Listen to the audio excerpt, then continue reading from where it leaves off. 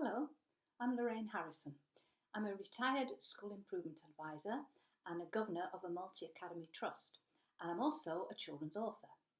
But I am very passionate about drama in education, where drama is used as a teaching method across the curriculum. And like most people at the moment, I'm thinking about making it happen. How can we make drama happen in a socially distanced classroom? So I have here just one very short idea based on one simple strategy that I have used from early years right through to Key Stage 4. All you need is enough space for children, maybe 2 to 4 children, to stand in a socially distanced line somewhere in the classroom. This particular drama strategy, I've used it across the curriculum, but my example here is based on developing inference and deduction to a fictional text, a story.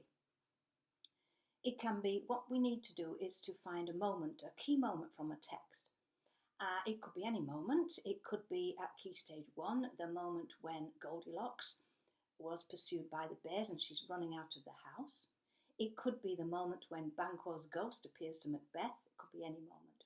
But I'm choosing for my main example a moment from a book by Ted Hughes called The Iron Man, which is very popular from Year 2 right through to the Key Stage 2.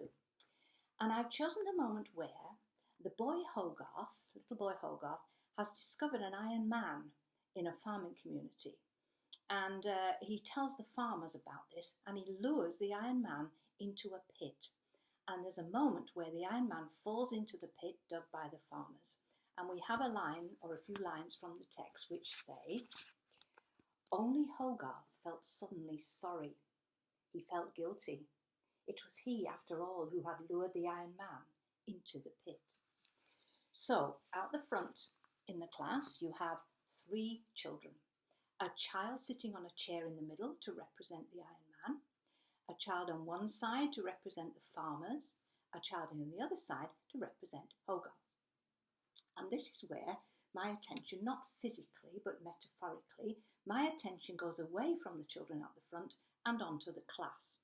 Because this is, I suppose, a kind of forum theatre, because I'm going to ask the children in the class to make the key decisions about what essentially is a series of freeze frames. And this is the first freeze frame. And my question to the children is this: where are these characters likely to be looking? And I give them either or before I give them a chance to think about it. Let's take the Iron Man. Is he looking down into the pit because he's terrified? Or is he looking at the farmers? Is he planning revenge? Or is he looking at Hogarth? Did he know Hogarth had lured him into the pit? I give the children a few minutes to look at the text, think about the response to that, but I want evidence from what we read so far. And if there is no clear evidence, then we are guessing, we're making a good guess. I tend not to do hands up. I tend to choose a child from the class because it's that child's interpretation. If that child can give me a reasonable explanation based on evidence or inference, then that's the one we're going for.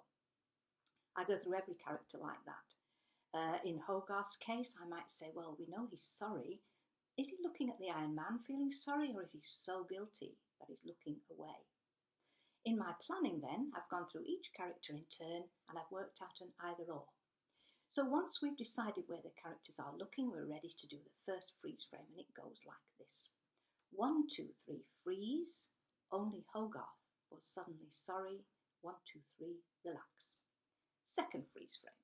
Same characters.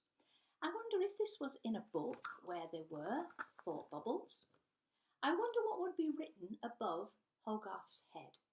So we get a few examples, again, based on evidence from the text. And then I try and encourage the children, what if you was thinking something entirely different? So we get a couple of ideas for each character. And then either the children, we do the freeze frame again, and either the children, who are the characters, will speak out the thought, or they can choose a thought, or maybe the class themselves have chosen a thought that's written on the board and they read the thoughts out, or maybe 3 different children can read out the voices. But it goes like this. 1, 2, 3, freeze. Only Hogarth was suddenly sorry. This is what they might have been thinking. 1, 2, 3. 1, 2, 3, relax. We can go to a third freeze frame. I wonder what the characters were feeling, because what they're feeling is different to what they are thinking. If I've got little ones, say it was the moment when Goldilocks ran out of the house pursued by the bears, this is how I do it. I say, tell me, children, how do you think Goldilocks was feeling? Scared, they say. Okay, I say, children, when I say 1, 2, 3, go, I want you to show me with your bodies how Goldilocks is going to look scared. 1, 2, 3, go. Okay, let's move to Daddy Bear. Was he feeling scared? Maybe. Was he feeling something different? Cross, they often say. Okay, same thing. 1, 2, 3, go. Show me cross. That's interesting. I say that's a different means of expression. That's different to Goldilocks. What am I saying to these very young children? That different characters have different perspectives on the same event.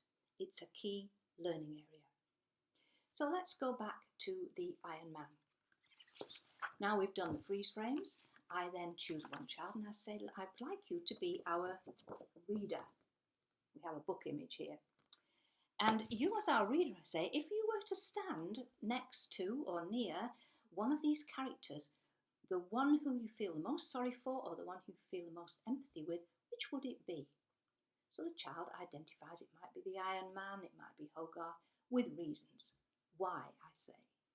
What is it that the writer has written in that book to make you feel like that? Sometimes the link between the writer and the reader is not actually made explicit enough for children. You too can make readers feel differently just by the words that you choose. And if we were to change some of the words in this text, would you feel differently about that character? We can also begin to look at, in year 6, maybe at authorial perspective. What would the author intend? Those kind of things. So, next I am going to give the children a task. I am going to give them a role, the children in the class, as eyewitnesses of some kind. With the Iron Man, they could be another farmer, they could be some villagers, they could be journalists. Whoever it is, they are going to draw a little sketch of what they have seen, and they're going to write maybe a diary or an article or whatever about what they saw, because obviously they've witnessed the freeze frame. With little ones, I'm trying to create a character for who needs to know. And very often, if it was Goldilocks, I would play the part of Goldilocks' mummy. And for this, I would use a scarf. And I would say, I wonder, children, if you can pretend when I put on this scarf that I'm going to be Goldilocks' mummy. And if I want to come back to being Mrs. Harrison, I will take it off again. So is that okay? So everybody's clear that you're playing that role. So I put on the scarf and I say to the children, our Goldilocks has come home and she's covered in porridge and she's gone to bed. She won't tell me what's happened. Do you know? They'll know, but they'll get it often all mixed up. I love it when I say to them, no, I said, you've got that wrong. Goldilocks would not knock on the bear's door and ask to come in. Oh, no, they say, no, the door was open. So you can get them to clarify some of the examples on that one. So there we have a group of strategies. We've got freeze frames with thought bubbles, feelings hearts, book images, and we've also got writing in role, and I've also done a little bit of teacher in role and mantle of the expert at the end of that. If you'd like more information about some drama strategies you can use in the classroom, feel free to go to my website, lorrainesharrison.com, or look me up on Twitter. So thank you for listening and enjoy the rest of Brewed Arts.